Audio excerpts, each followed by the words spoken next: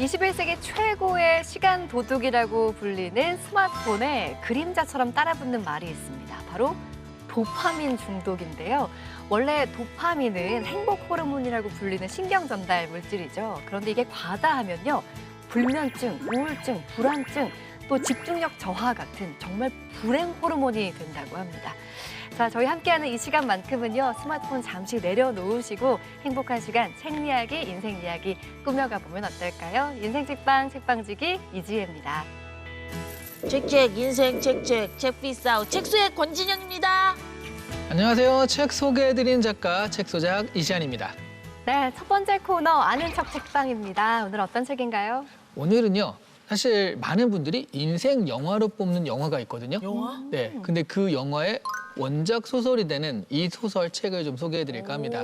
일단 영화로 나왔다는 거는 이게 재미가 보장돼 있다는 뜻이니까 흥미로워지네요. 그러네요. 네. 네. 근데 이 영화는 사실 초창기에는 좀 흥행이 안 됐어요. 그래요? 네, 흥행이 안 돼서 영화 개봉관에서는 좀 빨리 내려갔습니다. 근데 이게 재밌는 게 케이블 TV에서 몇 번 상영을 해서 사람들한테 알려지고 많이 보게 된 영화거든요. 네. 바로 쇼생크 탈출입니다. 저한테는 굉장히 의미 있는 영화입니다. 왜냐하면 제가 중학교 2학년쯤이었어요. 95년인가 개봉을 했었는데 그 중학생 아이가 네. 부모님 결혼기념일에 뭐라도 해드리고 싶어서 처음으로 예매한 영화였거든요. 아빠 돈으로 예매했구나. 용돈 모아가지고 어. 두 분이 너무 재밌게 봤다고 되게 행복해하셨던 기억이 나요. 그렇구나. 네. 저 기억나. 이거는 포스터가 되게 인상적이잖아요. 네. 이렇게 탈출해가지고 막 자유도 맞아요, 막 맞아요. 누리는. 원작 소설은 일단 제목부터가 네. 좀 길어요. 음. 리타 헤이워드와 쇼생크 탈출입니다. 어허.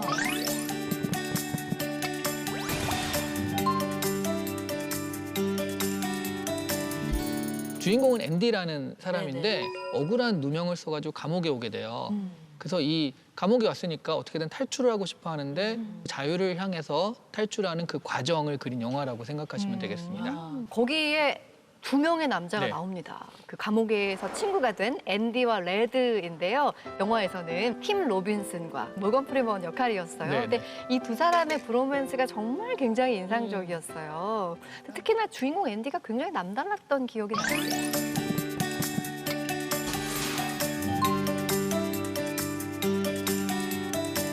둘 다 무기수예요. 근데 레드 같은 경우에는 20살에 이 부인의 살인죄를 저지르고 쇼생크 감옥으로 와가지고 이제 무기수가 되는 사람이고요. 네. 앤디 같은 경우에는 그 부인을 죽였다라는 억울한 누명을 쓰고 와가지고 또 이렇게 무기수가 된 형태거든요. 모건 프리먼이 말하자면 이 사람은 기득권이거든요, 감옥 안에서. 근데 앤디가 들어왔을 때 쟤 뭐지? 좀 남다른 애라고 계속 봐요. 뭐가 끌렸을까라고 하는데 한마디로 나중에 보니까 이겁니다. 앤디는 들어오는 그날부터 단 한 번도 이 감옥을 나갈 수 있다는 희망을 놓아본 적이 없어요. 근데 레드 같은 경우에는 이미 들어와서 몇십 년이 있었기 때문에 희망이 전혀 없는 상태. 그 희망에 자꾸 끌렸던 거예요. 근데 이 앤디는 감옥에서도 좀 한 자리 차지하지 않나요? 원래 이 사람이 은행에서 잘 나가는 사람이었어요. 그래서 우연히 그 간수 둘이서 아유 세금 때문에 죽겠어 뭐 이 얘기를 듣게 돼가지고 컨설팅을 해주는 거죠. 네. 그러면서 약간 감옥 생활이 좀 편해지게 되죠. 네. 아무래도 편의를 봐주게 되니까요. 근데 사실 감옥이잖아요. 아무리 편해도 감옥 생활인데 더군다나 억울하게 누명을 쓰고 들어온 상황이기 때문에 이 생활이 너무 힘들었을 것 같거든요. 그래서 어떻게든 좀 억울하니까 나갈 방법을 좀 찾았던 것 같아요. 어느 날 앤디의 무죄를 증명해 줄 만한 그 죄수가 들어와요. 오. 앤디 사건의 진범이랑 같은 감옥을 썼던 그 젊은인데 이 사람이 내가 그런 일을 저질렀다고 말한 걸 얘가 들은 거예요. 네. 그래서 누명을 벗고 나가게 되나요? 근데 이게 너무 잘해 그 컨설팅을 너무 잘하니까 이 교도소장이 앤디를 통해서 이제 부를 축적하는 상태였거든요. 근데 지금 이 친구를 내보내면 이 부를 자기의 부를 이루지 못할 뿐더러 약간 세금을 가지고 장난질을 쳤기 때문에 불법이라서 그 얘를 내보내면 큰일 날 수 있거든요. 네. 그러니까 그 증언을 할 만한 걔를 다른 감옥으로 보내고 앤디를 어떻게든 잡아두려고 계속 교도소장이 술술 쓰게 되는 거예요. 야, 더 억울해졌네요. 이제 합법적으로 나가야 되는데 방법이 막혔으니까 네. 이제 다른 방법을 찾게 되는 거잖아요.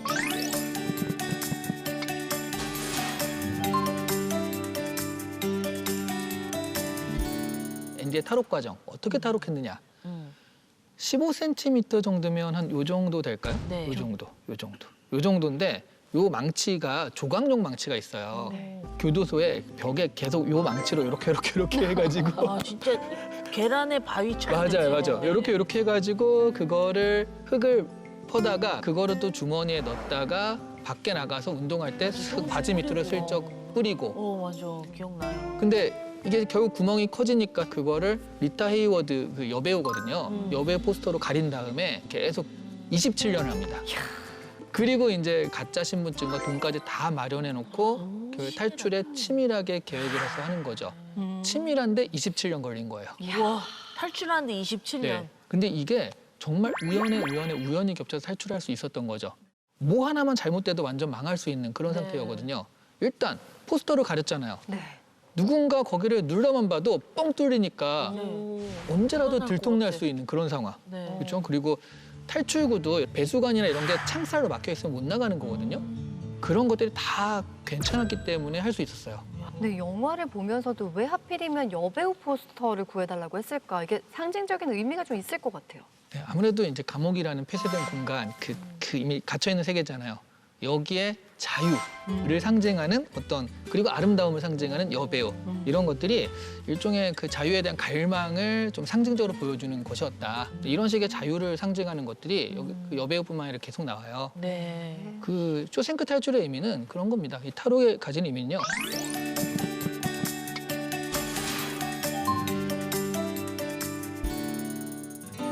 가장 어려운 상황에서도 희망을 포기하지 않고 끝까지 그런 것들 향해서 집중해서 나아가는 모습. 네. 영화를 보면 제일 앞에 굉장히 오래된 무기수가 나와가지고 네. 내가 여기서 40년, 50년을 산 거예요. 밖에 나오니까 이미 세상이 다 변해 있고 적응이 안 돼서 결국 극단적 선택을 하는 걸로 시작을 하거든요. 그런데 사실 앤디도 27년 여기 갇혀 있으면 그리고 되게 편했잖아요. 충분히 그냥 동화돼서 할 수 있는데 그 희망을 놓지 않고 자유를 향해서 끝까지 나아갔다. 그런 모습 때문에 우리가 그걸 보고 영화를 보고 감동을 받고요. 지금 내가 되게 힘든데 힘드니까 그냥 여기서 가만히 있자가 아니라 저 앤디처럼 끝까지 희망을 버리지 않고 가보자. 이런 것들에 공감을 해가지고 그동안에 많이 이 영화 그리고 소설이 많이 그 소비가 되고 콘텐츠적으로 사랑을 받은 것 같습니다. 근데 영화 보면서 느꼈던 거, 그리고 소설 속에서 앤디도 마찬가지지만 이게 정말 그 방법이 만약에 실패했더라도 다른 방법을 찾았을 사람이라는 생각이 들거든요. 그 이유가 가장 매력적으로 보였던 게 정말 그 희망을 놓치지 않는 그 전진하는 그 힘 때문이 아니었을까 하는 생각을 하게 되거든요. 그 오늘 아는 축제방에서 정말 그 어두운 감옥이라는 배경 속에서도 희망과 구원과 또 우정을 놓치지 않았던 사람의 이야기를 다뤄서 굉장히 또 새록새록 다가왔습니다. 오늘은 스티븐 킹의 리타 헤이워드와 쇼생크 탈출 만나봤습니다.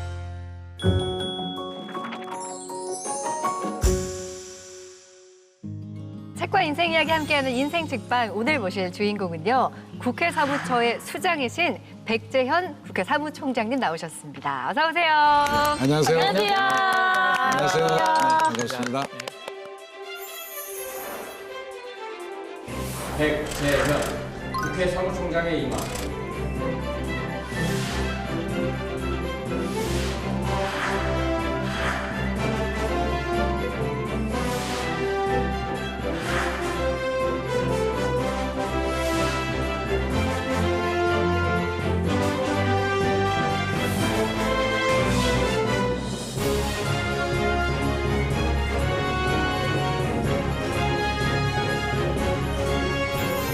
지난해 12월에 국회 사무총장으로 임명이 되시면서 21대 국회를 마무리하면서 22대 국회를 시작하는 시점에 맞게 되신 거잖아요. 그만큼 엄청 바쁘게 지내실 것 같아요. 예, 좀 바쁘긴 바쁩니다. 네. 사무총장 일이 이렇게 바쁜 줄 알았다면 생각을 달리 했어야 되는데 보니까 생각보다 일도 많고 네. 옛날 의원생활 12년을 했는데 그때는 국회 사무처가 이렇게 어렵고 힘든 자리인지 몰랐는데 네. 와서 해보니까 만만치가 않네요. 사무총장님으로 말씀드릴 것 같으면은 이력이 아주 화려하십니다. 광명시 의원, 경기도의원, 광명시장도 2번이나 역임을 하셨고 국회 18대, 19대, 20대 의원을 지내셨습니다. 정말 두루 경험을 많이 하신 거잖아요. 근데 정말 방금 말씀하셨다시피 국회 사무총장의 자리는 또 만만치가 않을 것 같아요. 좀 다르게 느껴지시죠? 다르게 느껴집니다. 제가 비교적 그 여러 가지 일을 통해서 네. 많은 생활의 경험을 갖고 있는데 여기는 또 다른 경험이라고 생각이 들어요. 근데 단지 제가 한 4년 가깝기를 딱 쉬었거든요. 네. 뭐 사실 저는 20대까지 하고 21대 선거를 불출마하겠다고 가서 잘 쉬었어요. 아무 생각 없이 놀기만 열심히 놀았고 네. 하여튼 대한민국 한반도 몇 바퀴 돌았을 거예요. 여행 예, 다니셨어요? 그렇게 열심히 재밌게 네. 유람을 하고 다녔는데 네. 그러다가 일을 해보니까 좀 만만치 않고 힘들다는 생각이 들어요. 네. 그렇지만 이 시기가 대단히 중요한 시기잖아요. 좀 21대를 잘 마무리하고 22대에 의원들이 출발할 때 제대로 출발할 수 있는 틀을 만드는 일이니까 아주 중요한 일이죠. 그래서 지금 21대에서 하고자 하는 일들의 숙제로 미뤄졌던 것들, 여야 합의가 가능한 일들을 잘 선택해서 그걸 잘 마무리를 하고 네. 국회 한 달 정도 열릴 테니까요. 그리고 22대 국회 처음 들어오신 분들에 대한 잘 안내를 해주는 일들 네. 잘 준비하고 또 지금까지 국회 연장선에서 해왔던 일들을 22대 국회에 가서라도 꼭 만들어질 수 있는 틀을 만드는 일들 이런 것들을 네. 잘 정리해서 넘겨주는 것이 지금은 국회 사무총 가서 해야 될 역할이 아닌가 이런 생각을 갖고 있습니다. 자, 오늘 백재현 사무총장님께서 선정해주신 인생책과 함께 책과 인생 이야기 나눠볼 텐데요. 오늘 선정해주신 책은 바로 이 책입니다. 김대중 자서전 1권. 어떤 책인지 함께 볼까요? 1924년 남녘의 작은 섬마을에서 태어나 2009년 세계인의 애도 속에 고단한 몸을 누일 때까지 파란으로 가득 찬 한반도 현대사를 헤쳐온 김대중 전 대통령. 그는 일제강점기의 유년기를 보내고 전쟁의 참화를 거쳐 30여 년에 걸친 군사정권의 통치기에는 민주주의의 상징으로 21세기를 건너오는 길목에서는 대한민국 15대 대통령으로 길고도 거대한 생애를 숨가쁘게 살아냈습니다. 김대중 자서전은 퇴임한 전직 대통령에게 듣는 최초의 국정보고서이자 성공한 민주주의 정치가의 회고록입니다. 올해가 김대중 전 대통령 탄생 100주년이 되는 아주 의미 있는 해이기도 합니다. 자, 이 책을 통해서 그분이 그동안 추구해왔던 어떤 정치의 신념, 가치들을 다시 한번 되새길 수 있어서 아주 의미 깊었는데요. 우리 사무총장님께서는 김대중 전 대통령과 굉장히 깊은 인연이 있으시죠? 제가 지구상에서 가장 존경하는 인물이죠. 지구상에서요. 예. 네. 아주 저한테는 특히 더 가슴속 깊이 달고 제 인생이 이렇게 만들어지니까는 그분의 역할이 컸고 네. 그분의 생각과 사상, 그분이 실천적으로 살았던 삶 그 자체를 옆에서 지켜봤고 함께했던 일도 있고 또 그 후에 이어받아서 해야 될 정신들이 있고 네. 그래서 저는 어쩌면 그분을 보고 느끼고 닮아가고 싶은 근데 뭐 닮을 수가 없죠. 답이 안 풀리면 그분의 인생을 뒤져보고 그 나이 때 그분은 어떤 생각을 했는지 네. 내 나이 때 그분은 어떤 생각을 했는지 이런 것들을 되돌아보면 상당히 의미가 있다고 생각해요. 지구상에서 가장 존경하는 인물이다라고 말씀을 하셨는데 우리 사무총장님께서 김대중 전 대통령 관련 저서 10여 권을 모두 읽었을 만큼 굉장히 그 젊은 시절 그분께 심취해 있었다고 말씀을 하셨어요. 그중에서도 이 책을 인생책으로 고르신 이유가 있을 것 같은데요. 김대중 자서전이나 이 책은 좀 늦게 나온 거고요. 네. 최근에 나온 거고 네. 그 전에 나온 책들이 많죠. 네. 예를 들어서 행동하는 양심이라든가 대중경제론, 세계 8강으로 가는 길, 뭐 책 여러 권 있습니다. 그 당시. 네.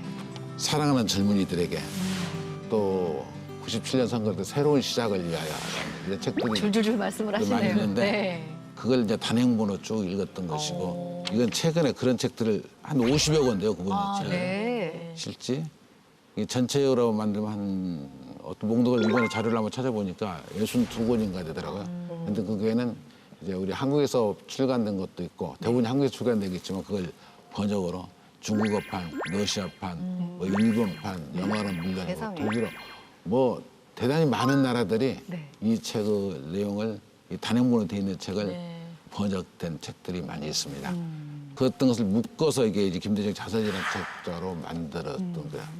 아마 김대중 저장 목록이라는 책이 있을 거야 아마 여러분들. 그 저장 목록이라는 책을 보면 이 책이 어떻게 탄생됐고 어떻게 네. 묶어냈는가 하는 것들이 거기에 기록이 돼 있을 거라고 생각합니다. 아마 그게 있으면 이 김대중 대통령의 생각들, 그 책에 대해서 이해가 깊으려면 저작 목록을 한번 보시면 더 많은 깊이 있는 김대중 연구가 됩니다. 네. 이런 표현이 어떨지 모르겠습니다만 요즘 친구들 덕질한다 그러거든요. 네. 그러니까 좋아하는 스타, 뭐 가수나 배우들을 좋아하면서 그 사람에 대해서 막 이렇게 찾아보고 하는 것들을 덕질이라고 하는데 그야말로 정치 선배 김대중 전 대통령을 표현이 그렇지만 덕질하셨을 만큼 너무나 진짜. 존경하고 사랑하셨던 것 같아요. 네, 네.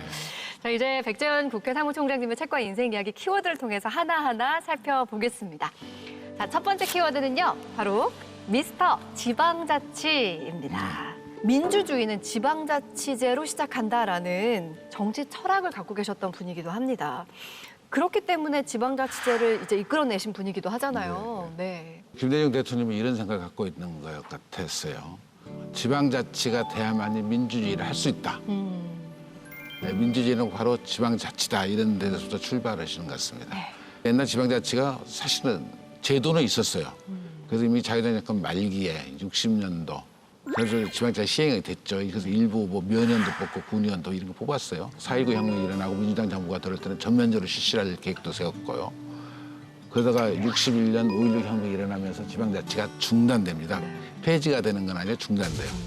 그랬던 것이 91년도 31년 만에 부활을 되는 거거든요. 그렇기 때문에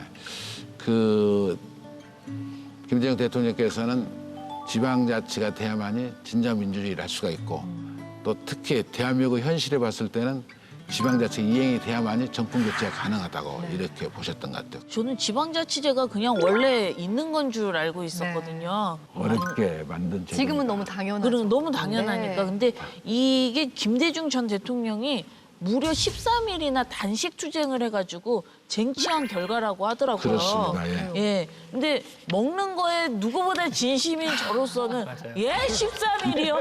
13시간도 아니고 네. 이게 실합니까? 막 이렇게 생각이 되더라고요. 이거야말로 정말 목숨 걸고 지켜내신 거 아닐까요? DJ 대통령께서 그 지방자치 하면서 이제 단식할 때가 90년 10월 달쯤 될 거야. 90년 10월 달쯤에서 열이 채 안 된 상태에서 병원을 실려가요. 병원에 실려가시고 아마 탈수현상이 있어서 그렇겠죠. 그러다가 한 13일 정도를 병원에서도 단식을 계속 해갑니다. 세상에. 그렇게 해서 90년 지방자치제가 만들어지면서 합의를 보긴 보죠. 91년 선거 때부터 하겠다. 아주 91년에 선거를 뽑는데 91년 1월 달에 새로운 변화가 생기죠. 91년 그때 3당 합당이 돼버리잖아요. 이게 3당 합당돼서 민자당이 탄생이 되면서 지방자치를 못하겠다고 버텨버리는 거야. 그래가지고 선거가 없어질 뻔했는데 단식 투쟁을 통해서 얻어낸 것이 다시 91년도 3월 달에 기초의원 선거. 또 의미가 있네요. 예. 네. 이렇게 막 목숨을 걸고 지방자치제를 얻어내신 건데 네. 여기에 대한 성과는 정말 컸다라고 이 책에서도 쓰여 있거든요. 이 책의 한 구절을 읽어드리면 뿔뿔이 민주주의에 대한 자연스러운 실험은 주권의식을 고취시켰다. 중앙에서 일률적으로 부정선거를 획책할 수 없고 지방이 중앙의 눈치를 보지 않고 소신 있게 주민을 위한 행정을 펼칠 수 있게 되었다. 청도의 소싸움과 한평의 나비축제 같은 지역 행사가 세계적인 명성을 얻으며 주민의 소득 증대에 기여하는 것도 따지고 보면 지자재 도입의 결과였다. 예. 이렇게 또 명시하고 있습니다. 아니 사무총장님께서 왜 전 지구에서 존경한다고 하는지 알 것 같아요. 왜냐면은 그 미스터 지방자치가 안 계셨으면은 지금의 총장님도 안 계실 것 같아요. 그랬을 왜냐면은 겁니다. 사무총장님이 뭐 기초의원, 광역의원 또 단체장. 단체장까지 두루 역임을 하셨으니까 예. 어떻게 보면 운명이 달라진 일이잖아요. 그렇습니다. 네. 예. 예, 이분이 진짜 단식을 해서라도 이렇게 그런 제도를 만드는 데 역할을 해주셨기 때문에 네. 오늘날 사무총장 백제에도 있는 것이 아닌가 이렇게 네. 생각합니다. 제2의 어머니 같은 존재예요. 그렇습니다. 네, 누구보다 정말 지방자치제의 장점을 경험하셨기 때문에 현장에서 다 알고 계실 것 같아요. 우리 사무총장님께서 현장에서 직접 보고 느꼈던 지방자치제의 가장 큰 장점 뭘까요? 가장 핵심은 간선 단체장하고 민선 단체하고 차이점은 네. 임기가 있다는 거예요. 임기가 있다. 네. 네. 보통 요새 지금 4년 아닙니까? 예, 4년 동안에 내가 당선되고 그러면 4년 동안에 그 지역을 할 수 있는 일들을 고민해서 만들어가고 준비를 해야 돼요. 네. 근데 옛날에 관선 시대나 우리 광명시장이나 전국 거의 다 비슷합니다만 1년이 안 돼요. 한 11개월, 잘해야 12개월 돼요. 그러면 자기가 세웠던 예산을 자기가 집행을 못 해요. 자기가 왔을 때는 옛날에 전임 시장이 세워놨던 예산을 집행하고 네. 그리고 자기가 일을 하겠다고 생각해서 만들어낸 예산은 집행을 못하고 떠나게 돼요. 네. 그랬던 것이 우리 지금까지 지방자치 생기기 이전에 우리 제도였죠. 네.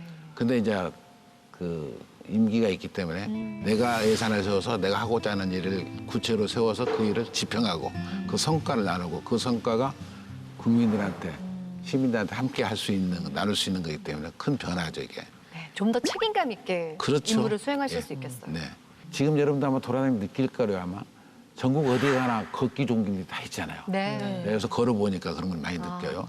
뭐 어디 가나 주민 편의 제도가 많이 만들어져 있어요. 지금 그런 것들이 이렇게 불과 한 30년밖에 안 되지만 30년 동안 이렇게 많은 큰 발전을 가져왔던 것은 지방자치의 덕이고 그게 경쟁적으로 전국에 있는 지자체장들이 그런 노력에 의해서 대한민국이 이제 살만한 나라로 살만한 공간을 만들었다고 저는 자신 있게 얘기할 수 있습니다. 의원님이 이제 정치 입문하시기 전에 세무사로 일하셨다고 들었거든요. 그래요? 이 돈 얼마나 많이 버는 직업인데 이게 탄탄한 직업이잖아요. 근데 그러게요. 어떻게 이 무보수 명예직인 시의원으로 들어오게 됐는지 가족들도 싫어했을 것 같아요. 어떠세요? 예, 제가 20대는 공무원 생활을 했고요. 네. 30대 초반에 세무사를 개업해서 세무사를 시장 들어갈 때까지 17년 정도 했어요. 그래서 오랫동안 세무사를 했습니다. 네. 그래서 지금 제가 국회에 와서도 경제와 관련된 일을 주로 일을 많이 했어요. 그런데 어떻게 하다가 출마를 하시게 된 거예요? 어떤 걸 출마했죠? 세무사로 계시다가 너무 아. 잘 나가셨는데. 그래서 한국제시가 청년운동을 많이 하다 보니까 네. 31년 만에 지방자치가 부활이 되잖아요. 네. 부활되면서 제가 세무사를 열심히 하겠다고 생각을 했었죠. 그런데 우리 후배들이 놔두지 않아요. 그 당시 이제 JCA가 했던 일 중에 지방의회를 많이 진출해야 된다 이런 주장을 계속 해왔고 그런 걸 가지고 전국에 다니면서 강의도 하고 다녔던 네. 제가 선거에 안 나간다니까 후배들이 가만히 안 있는 거예요. 아. 나가야 된다는 거예요. 형이 해야지 네. 뭐 이렇게. 네. 형은 할 만큼 충분한 여건이 갖춰져 있는 사람들이 안 나가냐고. 그래서 등 떠밀려서 제가 91년 2월 달에 대답을 했습니다. 그래서 3월 달에 그래서 선거를 치게 되는데 선거를 아주 잘 치렀어요, 제가. 네. 지방에 그 상당히 큰 표차로 당선이 됐습니다. 네. 그러니까 국회의원 시절에도요. 나의 정치적 과제 중 하나가 완전한 지방자치다라고 주장을 하셨을 만큼 지방분권 또 지방자치제 강화를 주장하면서 그 입법 활동도 굉장히 많이 하신 걸로 알고 있어요. 예, 실제 지방자치가 내 정치적 그 신념이고 또 정치를 했던 자산으로서 거직할 수 있는 일들이 많이 했죠. 왜냐하면 그런 경험을 해본 사람이 국회에 뭐 없는 것은 아니지만 내가 들어갈 18대만 하더라도 지방의원, 그 기초, 광역, 단체장을 거쳐서 들어온 사람이 유일하게 저희였어요. 네. 그래서 제가 국회에 들어와서 했던 일은 어떻게 하면 지방자치를 활성화시키고 자유당이 지방 분권이 제대로 해서 지방의 단체장이 그 재량권을 갖고 할 수 있는 일을 폭을 얼마큼 넓혀주느냐 네. 이런 일들을 아주 항상 고민했던 네. 그 과제 중에 하나였습니다. 의제 중에 하나였고요. 자, 계속해서 두 번째 키워드 보겠습니다. 백재현 국회 사무총장님의 책과 인생 이야기 두 번째 키워드는 의회주의자입니다. 김대중 전 대통령께서는 군사 정권 아래에서도 민주주의 또 의회주의의 가치를 굉장히 적극적으로 옹호하고 실천하셨던 분이었어요. 그런데 그 대가가 참 혹독했던 것 같습니다. 혹독했죠. 틀림없이 우리 김대중 대통령 의회주의자였어요. 네. 저도 의회주의자입니다. 하나의 그 민주주의의 발전은 우리가 대의민주주의를 하잖아요. 네. 대표를 선출해서 그 대표가 그 주민의 의사를 그때 따라서 행사를 해줘야 되거든요. 네. 제가 이제 국회의원을 하면서도 저는 지역구가 강명갑입니다. 거기서 어려운 판단할 때가 있어요, 이게. 네. 그래서 내 생각이 중요한 게 아니라 우리 강명일동에 우리 강명갑에 사는 주민들의 생각이 어떤 것인가. 그게 항상 저는 궁금해요. 네. 그래서 그걸 여론수로 합니다. 동네 돌아다니면서 물어봐요. 그리고 주민들의 생각이 무엇인지 이런 거에 의해서 그 주민들의 생각을 잘 대변해 주는 게 대의민주주의의 뜻이라고 생각해요. 네. 그래서 자기 생각도 중요하지만 자기 생각과 자기 소신도 중요하지만 그거보다는 대의라고자 하는 국민들의 생각을 잘 표현하는 것이 저는 맞다는 생각이 들어요. 그게 의회주의의 본뜻이 아니겠는가 네. 이런 생각을 갖습니다. 죽을 고비를 5번 넘기고요. 가택연금이 55번, 감옥 생활 6년, 해외 망명이 777일.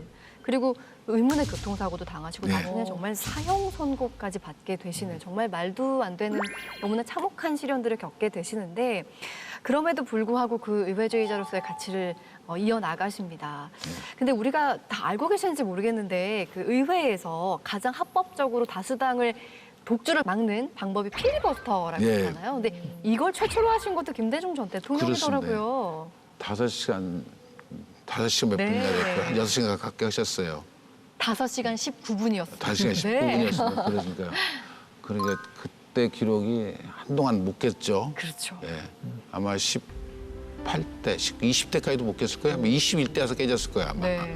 그건 농성 과정이 필요해서 했던 것이고 네. 그래서 참 의미가 있습니다. 이렇게 필리버스터 같은 이미지를 생각하면 김대중 대통령이 그 의회 활동할 때 되게 굉장히 그런 반대 강경파다라고 생각을 하시겠지만 사실은 대화와 토론에 누구보다 열려 있어가지고 계속 이제 합의하려고 하시고 상대방 설득하려고 하시고 그런 식으로 이제 의회 활동을 하셨다고 들었어요. 예, 그 옆에서 보시기는 어떠셨나요? 그분하고 같이 의회 의사당에 앉아본 적은 없기 아, 네. 때문에 네. 그 내용을 잘 모르지만 이제 이 자세히 책을 통해서 읽어본다든가 이제 옛날에 읽었던 책을 본다면 항상 설득하고 기다리고 하면서 해갔죠. 대화가 당연히 중요하다는 항상 강조했었던 걸로 기억이 듭니다. 그야말로 부드러운 카리스마를 가진 분이 아니었을까 하는 생각을 하는데 김대중 전 대통령의 그 훌륭한 연설자로서의 모습도 굉장히 많은 분들이 기억하고 계실 겁니다. 근데 사무총장님도 정치 입문하기 전에 그 연설에 굉장히 감동받으신 적이 있다고 들었어요. DJ 대통령 여러분 한 번도 들어본 적 없죠? 기회 있으면 육성 테이프도 많이 계세요. 네, 있어요. 지금 남아있어요. 안 하게. 네. 그거 한번 들어보시면 그냥 힘이 솟습니다. 근데 여러분 이야기는 좀 어려울 거예요. 왜냐하면 그 당시 현실을 모르니까. 그렇죠. 그냥만 대통령 유세 중에 제가 가장 유명한 연설이 장춘당 유세예요. 장춘당 유세가 제 기억으로는 71년 4월 달인가 될 거예요. 4월 달에. 네. 그때 대통령 선거를 앞두고 장춘당에서 유세를 하는데 100만 이상 모였어요. 돈 많이 버는 사람이 세금 많이 내고 적게 버는 사람은 적게 낸 동시에 돈 많다고 해서 나라나 사회의 형편도 생각하지 않고 사치와 낭비한 사람들 엄청난 부유세와 특별행세를 받는 일대 조세혁명을 단행하겠다는 것을 여러분에게 공약한 것입니다. 그냥 산 밑에 약수동까지 그냥 방방이 찼으니까 이랬던 모습이 지금도 기억이 그때 생생합니다. 계셨던 거예요, 그 자리에. 그 현장에 제가 있었어요. 어떤 얘기들을 하셨나요, 연설에서? 내가 직장이 그때 예산에서 근무를 할 때인데 그날이 일요일이 됐어요. 그래서 저는 서울에 주말이면 올라오기 때문에 네. 와가지고 그 유세를 참석을 했던 기억이 나고 그때 유세가 또 보람의 유세라고 또 유명해요. 보람의. 그건 아마 87년도. 87년 대선 때 유세일 거예요. 네. 12월 18일 뭐 그물에 항상 선거하잖아요. 네. 12월 말경에. 그렇기 때문에 겨울이었죠. 한겨울에. 근데 그때는 유세를 하고 나서 그건 그것도 100만 이상이 모였던 걸로 추억이 되는데 그걸 서울역까지 도보 연결을 했으니까. 여기 지금 보람의 공원에 보람의 노량진에서 서울역까지요. 인도교를 와. 거쳐서 그 삼각대를 거쳐 서울역까지 도보로 그 뒤풀이를 했어요. 쉽게 말하면. 그리고 또 그분 유세 중에 또 유명한 연설이 가택연금 끝나고 해금이 되고 나서 명동 IWCA 좁은 공간에서 연설할 때가 있어요. 그것도 아주 유명한 연설입니다. 네, 그러니까 우리 1980년? 혼이라는 걸 가지고 네네. 연설했던 것 같은데 그 연설 현장에도 제가 있었어요. 진짜 덕질하신 게 맞죠? 이 정도면. 네. 계속 그분은 같이 계신 거잖아요. 이 정도면 요즘에 아이돌 찐이야. 따라다니면서 이렇게 사진 찍는 그거랑 이야, 비슷한데요. 진짜 존경하셨나 봐요, 당시에. 정말 유명한 네. 연설들이었습니다. 저는 그분 연설 원고라든가 이런 것도 많이 봤기 때문에 네. 근데 그 당시 그 시기에 맞게 연설하는 내용이면 정말 그 젊은이들한테 그 뭔가 피가 끓게 만들어줘요. 네. 그래서 대단한 웅변가였다라고 생각합니다. YS나 DJ나 다 대단한 네. 웅변가입니다만은 노무현 대통령도 그렇고 그 당시는 이제 우리가 처음에 봤던 DJ를 처음 제일 마주친 사람이었기 때문에 더 오랫동안 기억에 남고 있습니다. 오늘날 이 나라의 현실이 어떻습니까? 언론 자유는 완전히 맞살렸어. 국회는 어떻소? 나라의 주인인 국민들이 자기 마음대로 선거할 권리가 있습니까? 국민 여러분요, 민주주의를 이 땅에 꽂혀가지고 우리의 후손에게 영광된 조국을 남겨줍시다.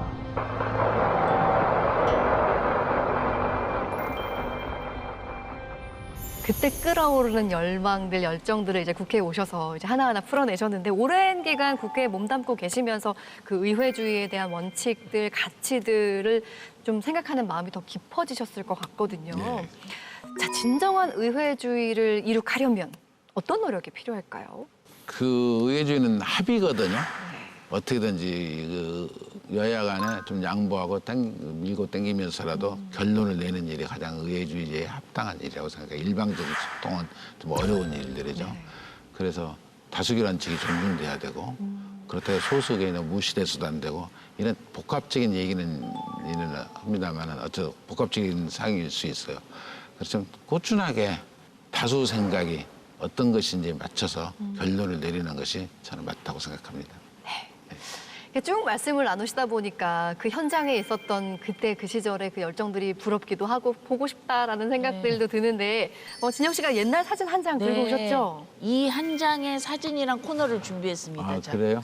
짜잔! 아, 예, 제가 예. 우리 총장님께 그동안 살아오면서 가장 기억에 남는 사진을 좀 보내달라고 했거든요. 네. 그랬더니 네. 이 사진을 선택해 주셨습니다. 이 사진 저희 아버님인데. 아버지세요? 이 잘생기신 분이 혹시 사무총장님이세요? 예, 제 이때가 언젠가요? 72년. 그러면은 22살 때. 22살, 어머나. 네, 아버님께서 굉장히 인텔리셨다면서요? 예, 제 아버님이 한학자이신데 네. 한문의 조예가 굉장히 깊으셔요. 예, 여러분이 상상할 수 못할 정도 깊습니다. 한시, 한학, 그다음에 한의학이 또 밝아요. 의학 공부는 한의학에. 네. 아버님이 시도 쓰셨다고 예, 들었어요. 한시가 쓴 책이 한시가 쓴 편도 뭐 여러 편입니다. 한 20여 편 이상 있어요. 한시를. 저희들 잘 이해도 못하지만 아버님의 영향이 굉장히 크셨던 것 같아요. 선비죠, 그러면. 선비이고 그다음 이제 풍수지리에 또 밝아요. 네. 40대가 넘어서면서 풍수지리 공부를 하면서 네. 하여튼 그 중앙도서관이 그 당시 저쪽에서 태계로 미도표 옆에 있었거든요. 거기에 그 풍수지리 책을 보기 위해서 네. 일부러 고창에서 또 올라와가지고 책을 찾아가지고 봤던 기억도 있어요. 그 정도가 예, 아주 저희 아버지 역사 뭐 파고들 때 열정적이신데 네. 그 아버지 그 아들이라는 표현을 많이 하는데 제가 사진으로만 봐도 이 옆에 있는 청년이 굉장히 듬직하고 뭔가 반듯해 보입니다. 딱 봐도 모범생 같으세요. 그래요? 성실 이렇게 써 있는 것 그쵸? 같아요. 네. 근면성실 이렇게 써 있어요. 그 시절의 나를 기억해 보면 어떤 모습이세요? 그 당시는 좀 어려울 때니까 나는 이제 공무원 하고 있으니까 뭐 좀 이제 공무원 시작했죠. 22살에. 그래서 보낸 대로 뭐 사실지만 세상에 우리 전부 같아 먹고 사는 문제가 해결이 안 될 때니까요. 봄철 되면 전부 보릿고개. 실제 보릿고개 네. 굽는 우리 진성 씨나 보릿고개가 그냥 있는 얘기가 실제 경험한 세대들이 많습니다. 저거 지금 60대 후반부터 그 경험들을 대다수가 했다고 저는 생각해요. 우리보다 더 고생하신 분들은 우리 부모님 세대고요. 그분들은 전쟁을 2번씩이나 겪고 살았지 않습니까? 우리보다 더 앞서 고생했던 것은 우리 부모님들 세대인 것만 틀림없습니다. 할아버지 세대고. 그렇다면 우리는 그 대한민국 이만큼 만드는 데 역할을 했던 세대인 것만 틀림없지만 그 부모님들, 할아버님들 세대에 더 감사하게 생각하고 그분들의 고생이 더 컸다고 항상 저는 생각합니다. 네. 계속해서 세 번째 키워드 알아보겠습니다. 세 번째 키워드는 이거 빠질 수 없죠. 용서와 관용입니다. 특히 DJ 책을 놓고는 그 얘기를 안 할 수가 없죠. 그러니까요. 뭐 유신 정권, 군사 정권을 이렇게 지나오시면서 정말 심각한 인권 침해 그리고 뭐 정치적 박해의 대상이 되시기도 했었는데 이 책에도 그 과정이 정말 자세히 나오고 있거든요. 그럼에도 불구하고 정말 용서하고 관용을 베풀었던 분인데 그 가혹했던 시간 속에서도 뭐 하나를 꼽아보자. 그럼 어떤 사건을 떠올릴 수 있을까요? 우선 사형 선고를 내리잖아요. 네. 전두환 정권이. 또 그 물에 빠뜨려 죽이려고 납치를 하잖아요. 납치. 중앙정보부가. 예. 예. 이제 자기 죽음과 맞바꿀 수 있는 일들을 그렇게 전일했던 그 세력들에게, 그분들에게 전부 용서하고 화해를 요청하잖아요. 그리고 거기에 대해서 깨끗이 정리하려고 역사도 정리해 가면서 그랬던 보니까 어쩌면 우리 DJ 대통령의 자선에서 하고 있는 핵심의 가치, 용서가 화해가 아닌가 하는 생각이 들어요. 그런 것들이 지금 현재도 대한민국에서 필요한 시대고, 어느 또 뭐 영원히 그 역사 속에서 삶 속에서 해가야 될 일이라고 생각합니다. 납치에 암살에 암살 사형 시도에 선고. 사형 선고에 왜 사람이 받은 만큼 너도 한번 당해봐라 이런 게 다 있잖아요. 근데 그렇죠. 또 용서하시고 포옹하셨는데 만약에 두 분이 만약 그 상황이라면 어떻게 용서한다 안 한다? 하나 둘 셋. 못하죠. 용서한다고 한다. 우와. 아, 네. 존경하는 인물을 닮으셨으니까. 안 한대요 용서. 저는 일본 드라마 중에 한자와 나오키라고 네. 시청률 40% 넘어가는 드라마가 있어요. 네. 거기서 제일 유명한 문장이 있습니다. 네. 당한 것은 갚아준다. 2배로 갚아준다. 2배로. 네. 이게 사실 일본 사람들한테도 굉장히 와닿은 거거든요. 네. 저는 그냥 속 시원하게. 사람이기 때문에 어. 네, 2배로 나도 갚아주는 복수하고 싶을 약간 것 그런 같아. 느낌이 더 강할 것 같아요. 저는 조금 다릅니다. 어떻게요? 2배로 갚지는 못했을 거고 이게 누가 앞에서 얼굴 때렸으면은 저 옆에 가서 이렇게 옆구리 정도 찔렀을 것 같거든요. 요거라도 한번. 사부작 괴롭혔을 것 같아요. 근데 어떻게 그러셨을까요? 근데 그 모든 걸 정말 다 내려놓으셨다는 그러시네. 게 대단하신 거죠. 개인이시죠. 총장님도 용서하신다고 그랬거든요. 그러게요. 아, 총장님 솔직하게 얘기해 주세요. 용서하실 거예요? 제가 이제 나이가 이제 들어갔잖아요. 네. 이제 현재 70대니까. 네. 그러니까 이제 그런 생각이 들죠, 당연히. 그렇게 생각이 안 든다면 그 잘못된 삶이죠, 산 거죠. 뭐. 여러분도 제 나이 되면 다 그렇게 되니까 뭐 염려하지 마세요. 충분히 그럴 만한. 그래도 용서하도록 노력해야겠다. 네, 네. 그러게요. 자연스럽게 그렇게 될 거라니까요. 그럴까요? 예, 예. 그러게요. 나이 값을 할 수 있는 사람이 되어야겠습니다. 용서해 드릴게요. 고맙다고 해야 되나 이거? 용서와 관용, 이 아름다운 단어가 사실은 현실에서는 특히나 현실 정치에서는 잘 적용이 안 되고 있는 것 같습니다. 요즘 우리 현실 정치에서는 사실 굉장히 뭐 극심한 정치 혐오도 있고요. 뭐 분열 갈등이 너무나 많은 문제를 일으키고 있잖아요. 근데 이 시기에 정말 이 김대중 전 대통령의 용서와 관용의 마음이 정말 와닿게 되는 것 같은데요. 앞으로 우리 정치권이 나아가야 할 길 어떻게 보시나요? 자주 만나는 것이 자주 만나서 같이 대화 나누고 함께 하는 시간들을 많이 갖는 것이 피부를 맞대고 얼굴을 눈동자를 바라다 보면서 대화를 나눌 수 있는 것들이 필요하다는 생각이 듭니다. 그래서 아마 22대 국회는 여야 간에 같은 당원 당원끼리 어쨌든 간에 서로 소통을 아주 잘 되는 그런 국회가 될 수 있도록 해야 하는 것이 아닌가 하는 생각이 듭니다. 21대 국회를 마무리하면서 힘겨웠던 시간을 마무리하면서 새로운 22대를 이제 시작해야 되는데 네. 앞으로 계획들 많으실 것 같아요. 예, 우선 마무리를 잘 하고요. 네. 우선 남아있는 법안들 잘 정리해서 마지막 그 회기에 처리할 건 처리 정확히 하고 네. 그리고 22대 국회 새로 들으신 분들에 대한 의원 생활이 어떻게 하는 것이 가장 값지게 할 수 있는 것인지 하는 안내를 잘 할 수 있도록 네. 준비를 하고 그리고 이제 국회 사무처 직원들이 대단히 중요해요. 이제 저희 국회의원들은 이제 당선돼서 오시잖아요. 국회의 전문성을 기르고 연속성을 갈 수 있도록 직원들의 교육도 잘 시켜야 되고 옛날에 해왔던 역대 의원님들이 했던 것들을 잘 넘길 수 있게끔 틀을 잘 만들라고 기록도 역사의 기록이니까 잘 보존해야 되고 네. 이런 일들이 중요합니다. 그런 것들을 좀 시스템적으로 잘 될 수 있도록 좀 만들어 보려고 생각합니다. 올해도 뭐 엄청 바쁘실 것 예, 같습니다. 네, 오늘 백재현 국회 사무총장님과 함께 김대중 자서전 1권을 가지고 이야기 나눠봤습니다. 자, 이 책을 통해서 꼭 전하고 싶은 메시지 있으실까요? 예, 우리 대통령님이 나라를 사랑했고 국민을 사랑했던 마음들이 크시잖아요. 네. 어느 분보다 큽니다. 국민을 잘 사랑해 주시고 잘 보살펴 주셨는데 그런 마음들이 잘 전달이 되고 그리고 DJ 대통령께서 하고자 했던 대한민국이 이런 나라가 됐으면 좋겠다는 것들이 있어요. 그런 것들이 한꺼번에 만들어지지는 않겠지만 조금씩이라도 갈 수 있는 뭐 핵심의 가치는 민주주의와 지방자치입니다. 네. 예, 그런 뜻들을 잘 만들어가는 것이 중요하다 이런 생각 같습니다. 지영 씨 오늘 사무총장님 만난 소감이 어땠어요? 사실 우리 사무총장님 이 카리스마 좀 보십시오. 그냥 해코지 안 해도 약간 호랭이 선생님 같은 느낌이 있지 않습니까? 그런데 아까 전에 용서를 한다는 그 말씀에 우리 사무총장님은 겉바속촉이구나. 겉은 바삭하고 속은 촉촉하신 그런 아니면 해탈한 호랑이.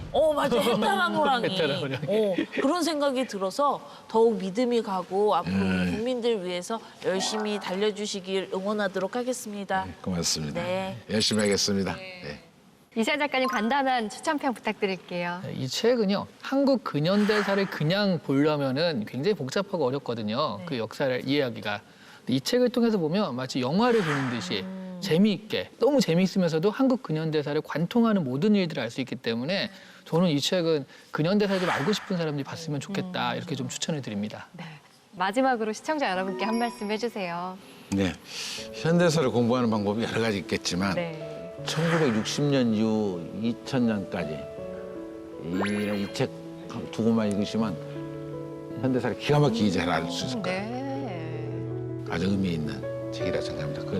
이걸 한번 봐서 그 당시 옛날에 어떤 삶이었는지, 네. 대한민국 현실이 어땠는지, 네. 대한민국 어떻게 발전해 왔는지를 정확히 알 수 있는 한 40년이 되지 않겠나 이렇게 생각했습니다. 네. 오늘 정말 바쁘신 와중에도 인생 책방 나와주셔서 감사합니다. 지금까지 백재현 국회 사무총장님과 함께했습니다. 고맙습니다. 고맙습니다.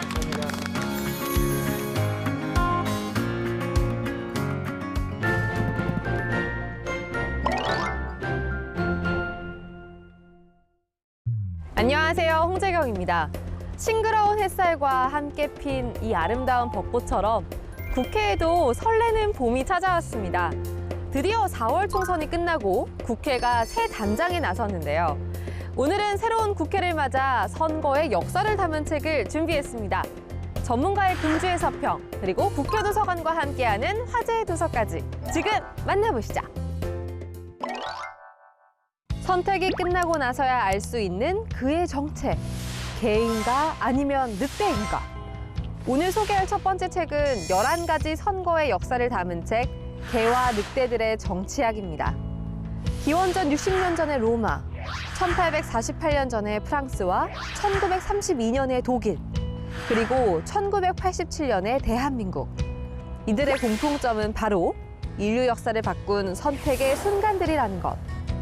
책은 멀리 고대 로마 시대의 카이사르부터 가까이 있는 대한민국의 김영삼 대통령과 김대중 대통령까지 다양한 시대 속 선거의 과정을 좇으며 결국 민주주의란 무엇인가라는 주제를 전하고 있는데요.